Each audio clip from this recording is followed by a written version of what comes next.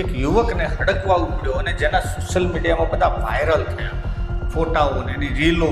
એ જ દિવસથી social media ધૂમ મરાકતી પાછળ પડી ગયું. એના ચર્ચા ડૉક્ટર જોડે કરતો, ડૉક્ટર આવું થઈ શકે ખરું? ડૉક્ટરે કીધું ના થાય, આ લક્ષણ હડકવાના નથી. ત્યાં સુધી સફર કરે છે.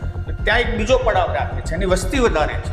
એટલે આ પેશન્ટને હડકવાના લક્ષણો પહેલા દિવસે દેખાયા હતા અને એ વખતે બેભાન અવસ્થામાં હતો, પરંતુ બીજે દિવસે ગઈકાલે ભાનમાં આવ્યો. પછી એને મારી હાજરીમાં પાણી પીધું.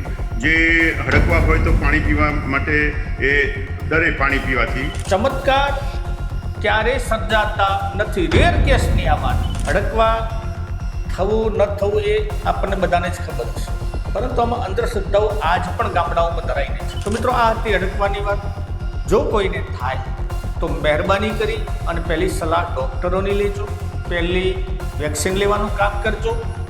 અને તમને જો ઘણી બધી શ્રદ્ધા હોય તો યાદ કરજો એ અંગ્રેજ ડૉક્ટરને કે જેને પહેલી વેક્સિન બનાવી હતી. શ્રદ્ધાનો દીવો એના સામે કરજો.